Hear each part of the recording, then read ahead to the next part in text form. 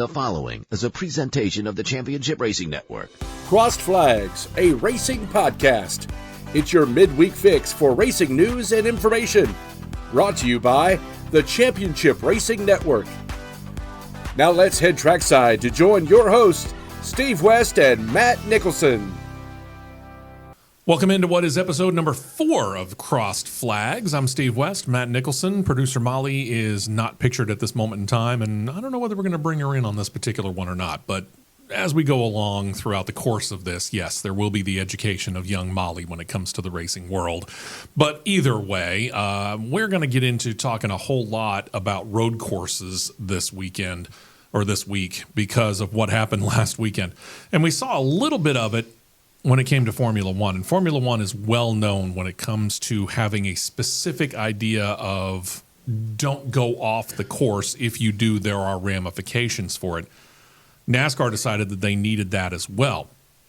So we're going to get into that. But first things first, being as it's Wednesday, they're doing a 2-day tire test out in Sonoma. Since we're talking road courses, they just repaved that entire facility, getting ready for racing this year. And we've noted this on many occasions.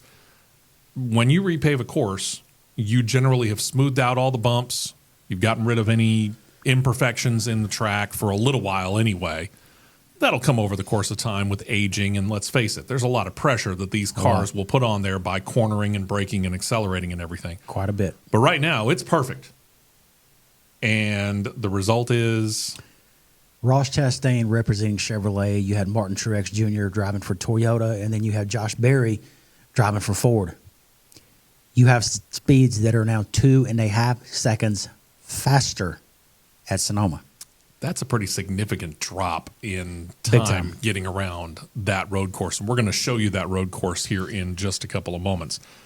But the main reason that we're here is because we want to talk about this first track that NASCAR just ran on just this past weekend. It is Circuit of the Americas, or COTA. We're going to show you the outline of it and how it lays out here. And this is a 20-turn course. This is the longest road course they're going to run this year, correct? 3.42, yep. Okay. The thing about track limits that NASCAR was dealing with when it came to this particular track last weekend, it didn't have to do with all over the track. Which made no sense. It literally had to do with one section of the track. We're going to show you that section here in just a moment. But take a look at this particular course, and then we're going to show you the next courses, because there are a handful, there's 6 of them in total, that the Cup Series specifically is going to be racing on this year. So here's Circuit of the Americas, again, just shy of 3.5 miles long, 20 turns just outside of Austin, Texas. The next one they're going to go to is the aforementioned Sonoma. So as we look at Sonoma out there in the Napa Valley out in California, we start to realize something about this track. Yep. The red outline is what NASCAR will use. Now, they have used in the past this area right here, that gray part, that's called the carousel.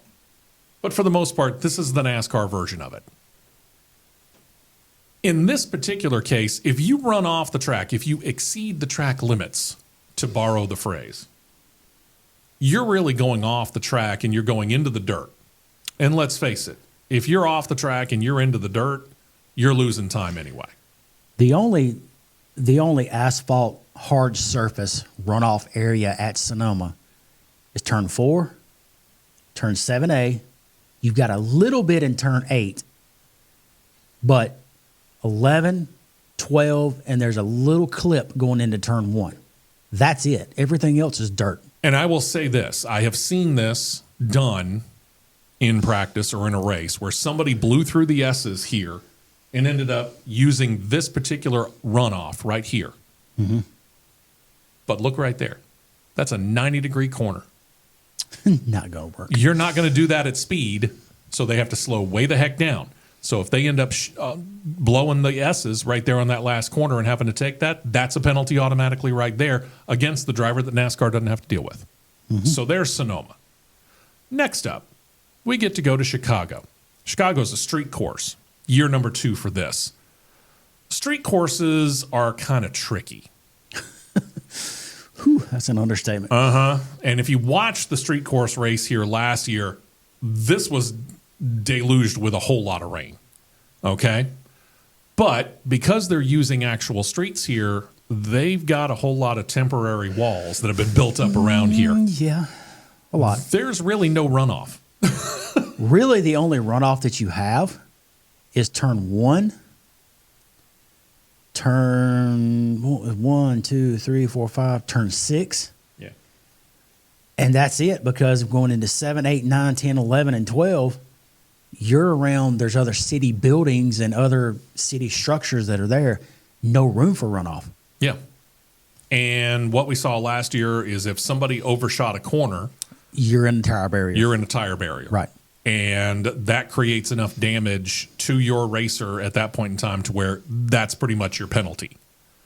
You know, Pretty and much, if you yeah. overshoot a corner and you're able to make the curve, but you went wider than what you wanted to, there are people that are diving down below you and taking that corner a lot sharper than you are. Again, that's your own penalty. So Chicago, there's no track limit penalty. Next, we go to Watkins Glen. This will happen in late August, early September. I think early September. Okay. There's a couple of different layouts for Watkins Glen as well. This is what NASCAR uses.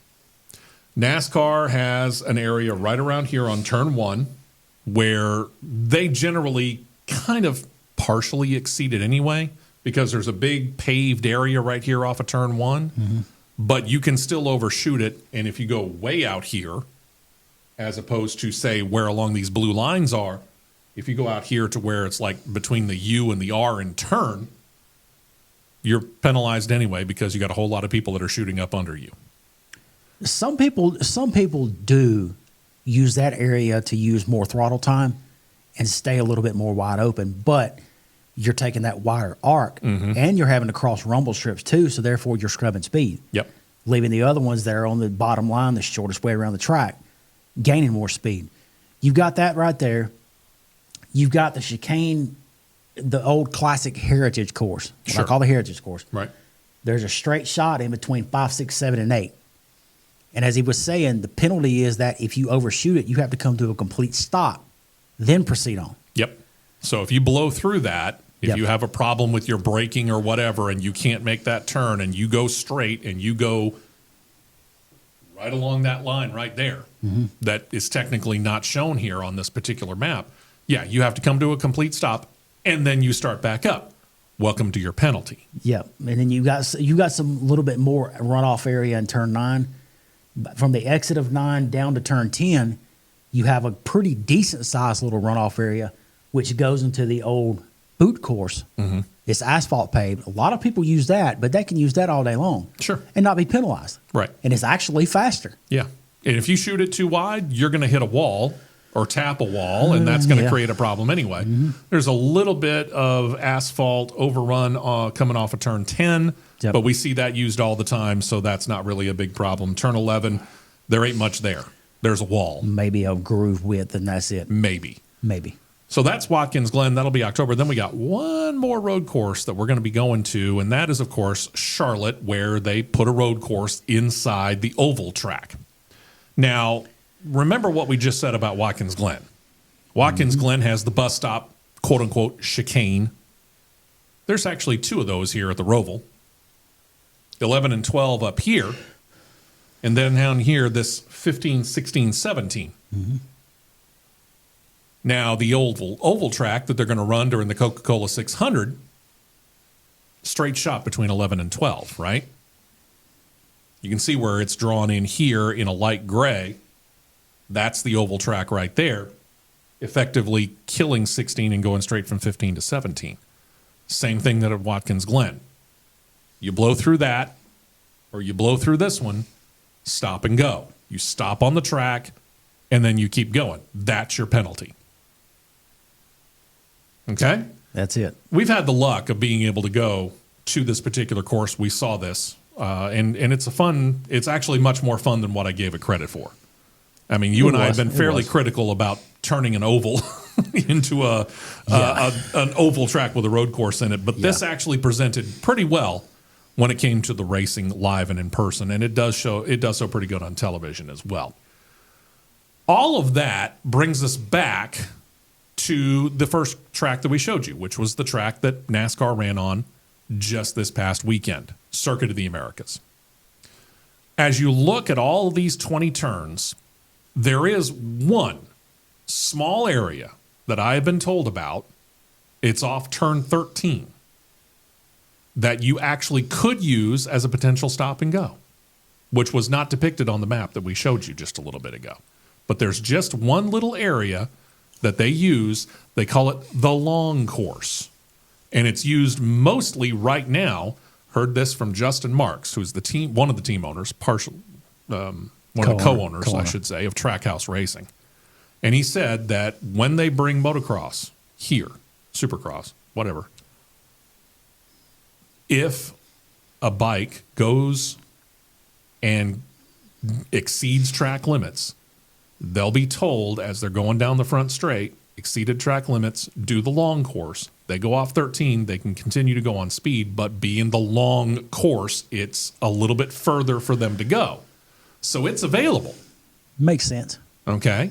Which could be available either for making the cars go down them or giving them an ability to do a stop and go. Well, you've got, for COTA, I know there's an area off of turn 12. There's an asphalt runoff area off of turn 12. You got that area off of 13 that I know you're talking about. And then there's a strip off of 19 and going into 20 that is an asphalt strip as well. Plenty of area to do a stop and go. Okay. And that brings us to this. Yeah. This was the section that NASCAR was most concerned about when it came to last weekend. 3, 4, 5, and 6. You could literally go off the track, overshoot the limits of the track at any other portion of the track. But if you did it here, now you incur a penalty. But here's the thing. You blow through the chicanes at Watkins Glen or the Roval, you have to do a stop and go.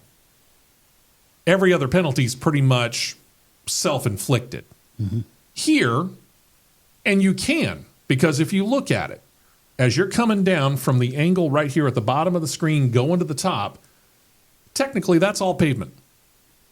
All the red paint, the white paint, the blue paint, even the rumble strips that are over there, all of that's pavement.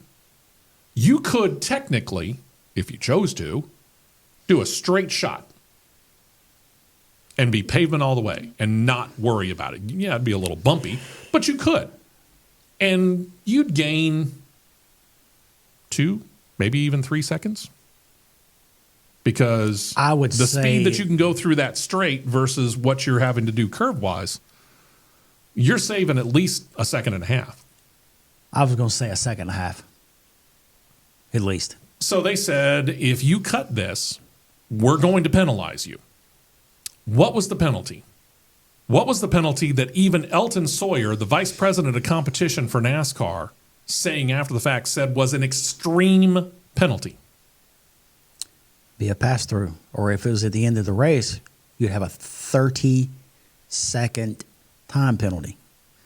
Now, on Saturday alone, now I don't know if you caught this one or not, on Saturday alone between the Craftsman Truck Series and the Xfinity Series, you had a total of 37 penalties that were given out just for exceeding track limits.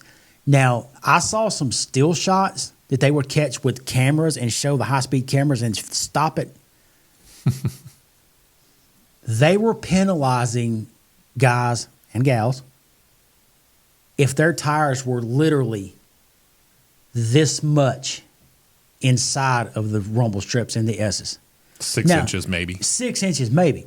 Now, you go to turn 8 and 9, you could dip all the way to the dirt.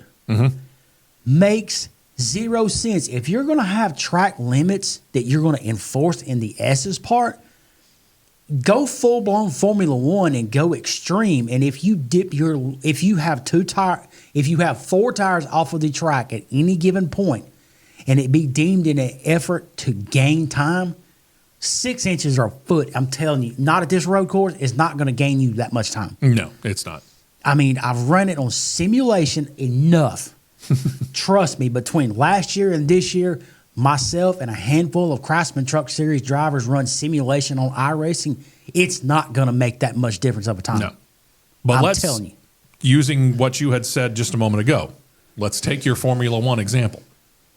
Let's go right here. All 4 tires in your Formula One car are inside this rumble strip, this red and white stripe right there. Even at the most extreme, the most I've seen Formula One dock a driver is 5 seconds. 5 seconds. Maybe 10 if they put all 4 in the blue. But most of them aren't going to go that far. Okay? They're going to keep 2 tires, in this case, the 2 left side tires.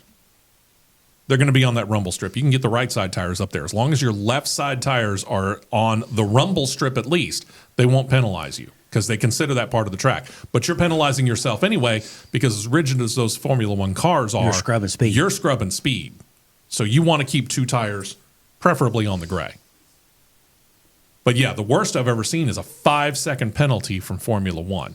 Maybe, again, you could do 10 if you really blew it. And there's 2 ways you can serve that.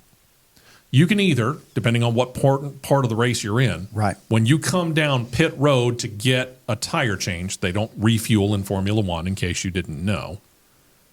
If you come down for a tire change, they'll make you serve that 5 seconds. Either before or after all the work is done, they'll make you sit there without any work being done to your car for an extra 5 seconds before or after the work is done.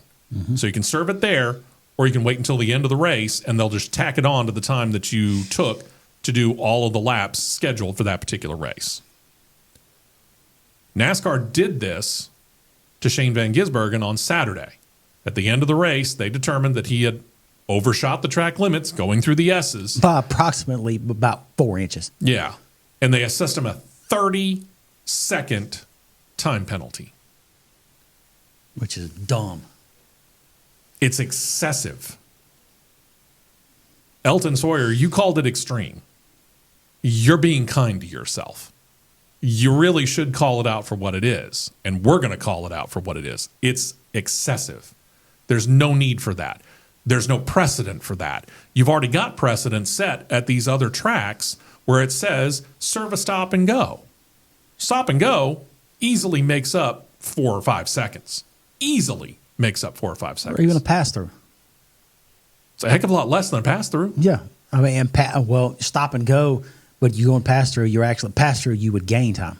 Yeah. Because you're still moving. Stop and go, we stop. You have to I think you have to hold like 2 seconds. Yeah, but and then go. At the same point in time, when you're on the track and you're dealing with what you're dealing with, as opposed to the length of pit road at a place like COTA. And the speed you have to go down it. Yeah. I'm sorry. You're losing a lot more time. You're going to lose probably easily 30 seconds of track time by going at pit road speed all the way that length. A stop and go, I'm sorry, you're not going to lose anywhere near that much time. In a way, if you look at it, they're taking this to the level that it is apples and oranges. I think that's a fair way to put it. They're taking it to the level of the out of bounds rule at super speedways. Well, sure. It's too far. In some cases, it's too far. How can you make when you got cars or trucks that are, let's say, this average sustained speed of 185? Okay. Talladega and Daytona and Atlanta. Okay. Well, Atlanta, I'm going to say 175. Yeah.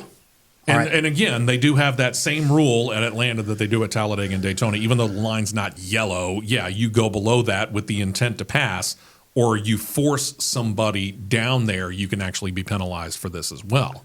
Right. It's going to that level because you sit there and think, okay, did he force him? Did he go down below on his own wheel? And you got to make a snap decision. And they were making decisions. I think a couple of them were made laps after it actually happened. Yeah. And I heard about this later. They had at least 10 people in a separate room with a screen like this using multiple cameras that are pointed at these S's. And that was their job throughout the weekend, was to sit there and look and make sure that no driver exceeded the track limits. That was 10 to 12 people's job. But you've got a situation where, for example, the Xfinity race on Saturday with Shane Van Gisbergen. You're on the last lap of the race. Fighting for the win. Fighting for the win. Everything is everything's on the table. All hands on deck. We're going for it. Mm-hmm. Oh, you're trying to go for the win, but you exceeded track limits. Give me a break. Same scenario. And this is where, granted, his driver won the race. This is where there's a disagreement that comes in. 2008 Talladega, Tony Stewart, Regan Smith coming to the win. Yep. Regan Smith went down. Some people say he went down on his own. Some people say he got forced down. I'm in the ones that says he was shoved. But it's last lap. Everything goes. If you're going to go out of bounds or out of the track limits, and it's on the last lap, that's on you. But why you got to suffer a penalty when you're trying to go for the win and create one of the most epic finishes in this series history, Sure, or the sports history? Well, I mean, would they have penalized, for example, Atlanta this year, 3 wide, nose to nose to nose finish? Yeah. If Ryan Blaney had have had 2 tires dipped below, which coming through the first dog leg he did, what would that have done if they had penalized Ryan? If Ryan Blaney had won the race, but he went below the yellow line to advance his position, we're taking the win away from him. Riot. They would have torn the stands down at Atlanta Motor Speedway, taken away from that finish. Let's look at it from another angle. Let's go back to Talladega or Daytona, for that matter. Sure. There are rules that state you can't lock bumpers if you're in the corners. Turns 1 and 2 or 3 and 4. Trucks and Xfinity. Trucks, Xfinity, and Cup. The funny thing is that if, for example, I'm following him, I'm pushing Matt throughout the course of the race, and at Talladega, a scheduled 500-miler is a 188-lap race. But Cup, you can lock bumpers. Trucks and Xfinity, you can't. But they kind of... It's a caveat to it. Yeah. They're kind of touchy about it. By definition. They're kind of touchy about it. But I agree, yes, let's they are face it. touchy. So if I'm pushing Matt on lap 1 to lap 187, I'm going to get warned. And if I continue to do it, they're probably going to say, I'm going to have to serve a pass-through or something because it's too aggressive. But on that final lap, that lap 188, after the white flag shows, they're not going to warn me for nothing because literally anything goes. He's gonna go full scale Tony Stewart. You said what? Yeah. I'm not listening to you. I'm trying to win a race. I see him as my best opportunity to get us out front, and then coming turns 3 and 4, I'm going to try and pull a slingshot move, and let's just see who can drag race to the start-finish line the best. At Talladega, I'm probably going to wait until we get back around to the tri-oval. If I'm at Daytona, it's turns 3 and 4. If I'm at Talladega, starting to go through the tri-oval, I'm going to try and pull a slingshot move, and let's see who can drag race to the start-finish line, and let's go for the win. Mm-hmm. And it's nothing against him. He and I are great friends and have been for a decade now. But I want to win. I know he wants to win too. And that's what it's all about when it comes to racing. Now, if it's Truck Series or Xfinity, I'm sitting here, and we're just going to use example here. If Molly's spotting me in the race, I'm screaming at Molly, get him off my bumper, get him off my bumper. Push me, don't shove me. Mm-hmm. Because by rule in Trucks and Xfinity, the pusher doesn't get penalized. Both vehicles are penalized because you're locked in a tandem. Yep. I'm screaming at the top of my lungs, get him off of me. Just push me. Don't lock on to me, because if you lock on to me, you're messing both of us up. Yep. And the problem with that is, again, we can both be penalized for overly aggressive driving, which could be anything from a pass-through to being docked a lap while we're on pit road for whatever reason. Mm-hmm. Basically, they can park us. And the whole purpose is to try and keep me from locking onto his bumper. And as we go through the corner, it's not just as easy as holding a nice pretty wheel like you're doing 65, 70 down an interstate. Yep. You've got a whole lot of forces that are going on. And I just took a ride around Talladega here.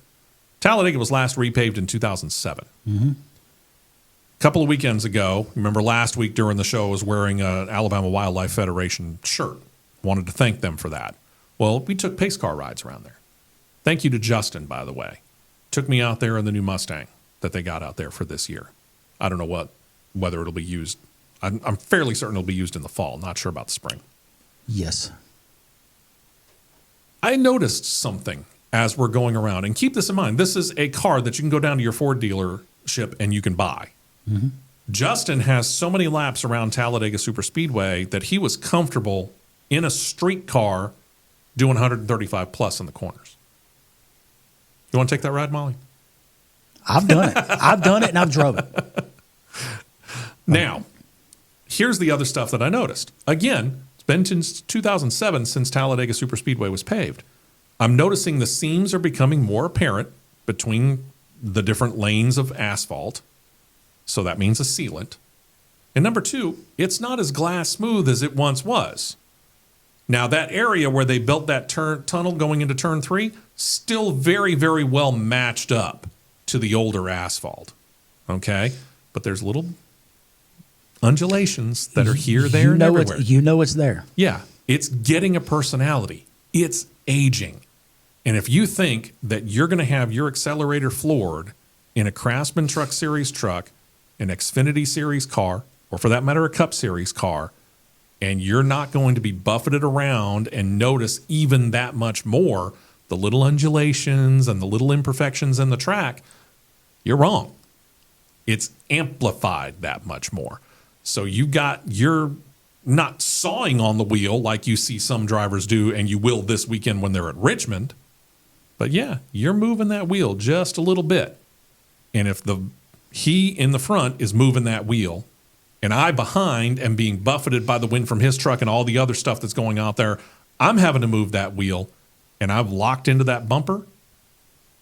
All it takes is one thing. If he's not spinning, I am. If he goes a fraction to the right while I'm turning left in the corner, that's an off-center push. Therefore, I'm getting turned, and I'm probably getting T-boned by 20 other trucks or cars. And there's a half decent possibility that I could actually turn myself as well, depending on exactly where on the track and the situations going on at that time. Mm-hmm. So there are automatic penalties when it comes to things like that.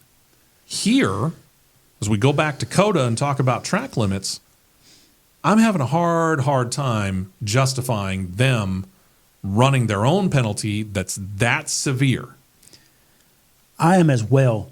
You're trying to get too F1 like, if you ask me.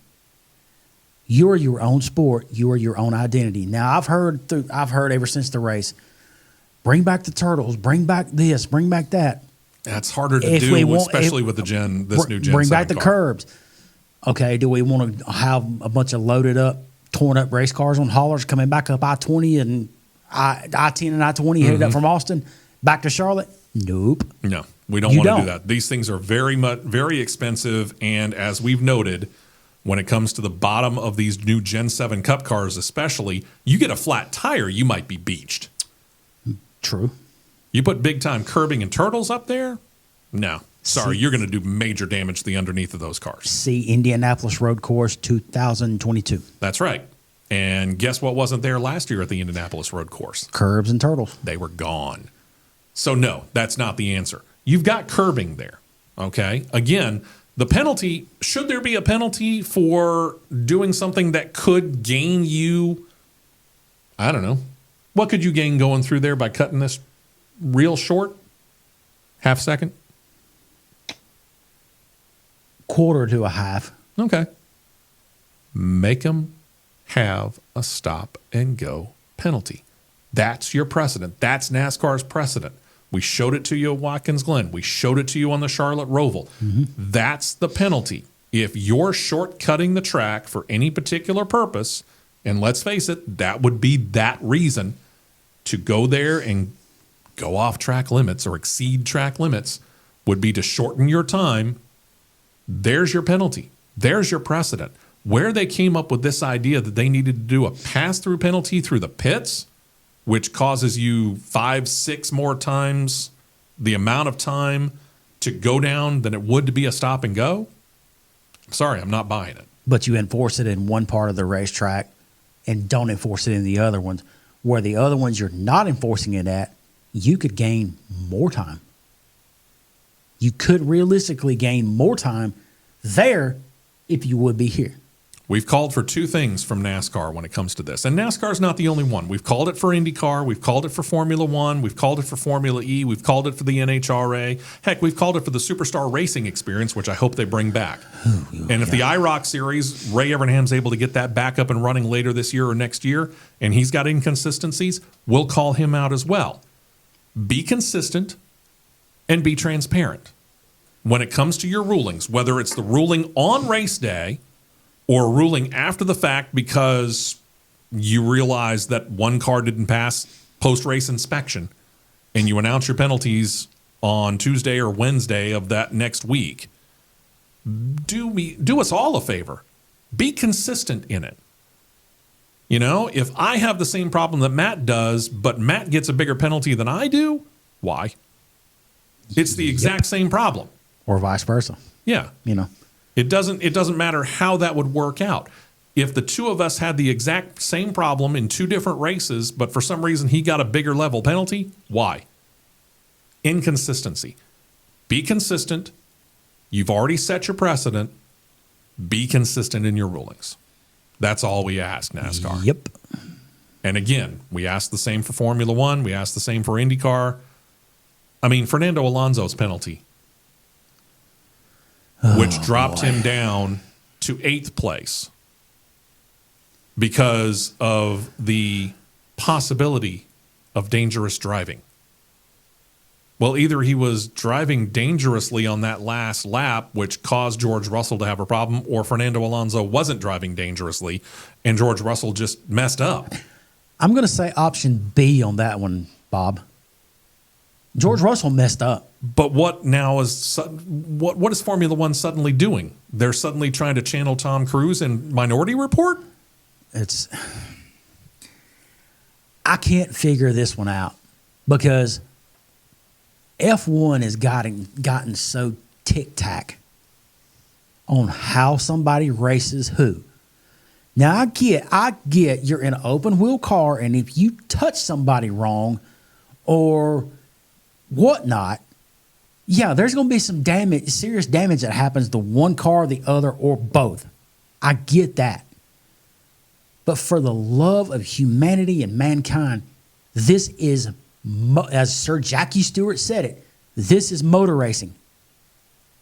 This is, by definition, a contact sport. Now, intentional contact or incidental contact is two different things. You're going to have unintentional contact and you're going to have intentional contact. Incidental and intentional. That's what I should have said. The intentional contact is where you draw the line. Incidental contact, let it go. Or potentially dangerous driving. I mean, what? Am I supposed to think ahead that, I don't know, Molly might do something in post-show editing and therefore I need to smack the back of her hand with a ruler? No. Why would I do that if I didn't know that she was actually going to do something bad? You know, we'll talk about that later if I realize there's a problem. I'm not smacking the back of her hand with a ruler either. What, am I, a Catholic nun?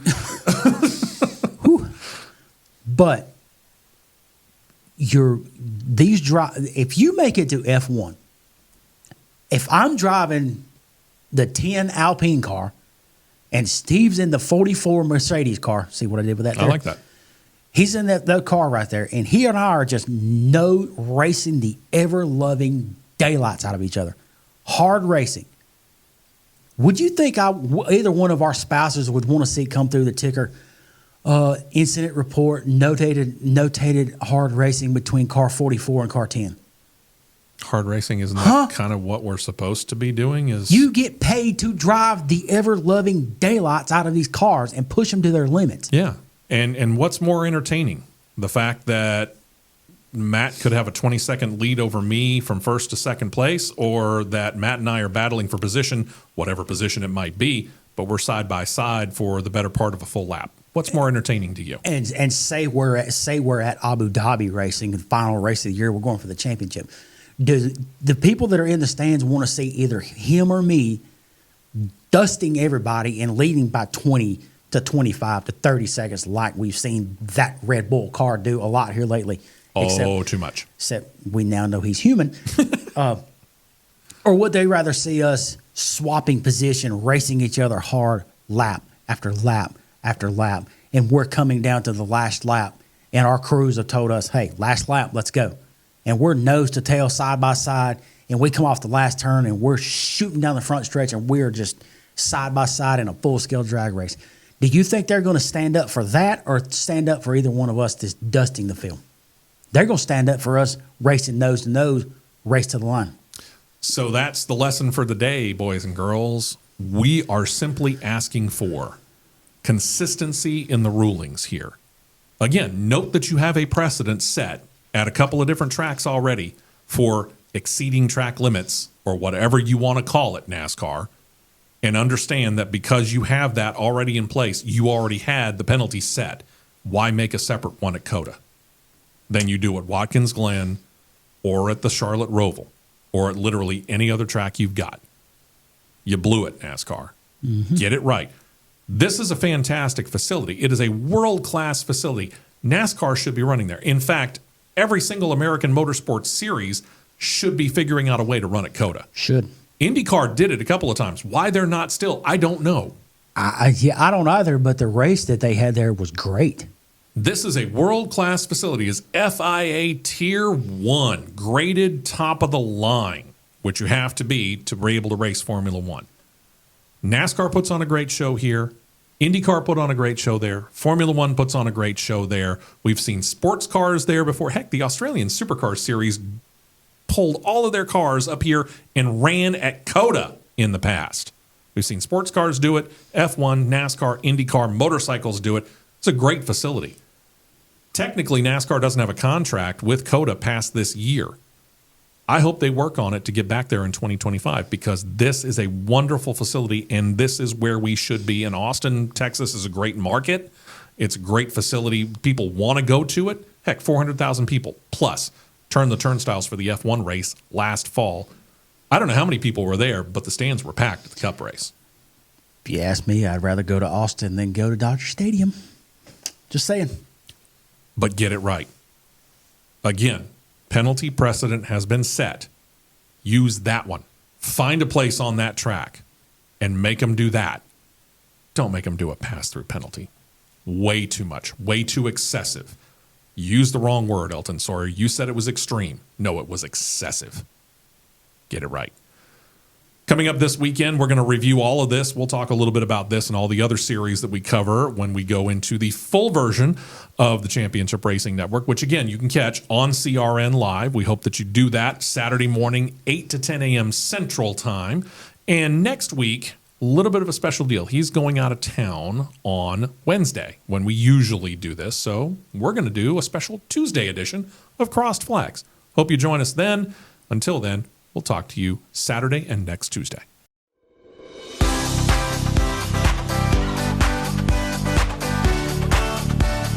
You've been listening to Crossed Flags, a racing podcast.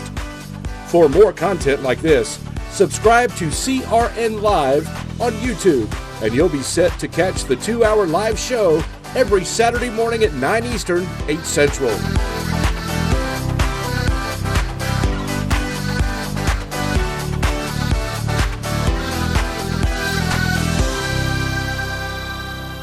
This has been a presentation of the Championship Racing Network.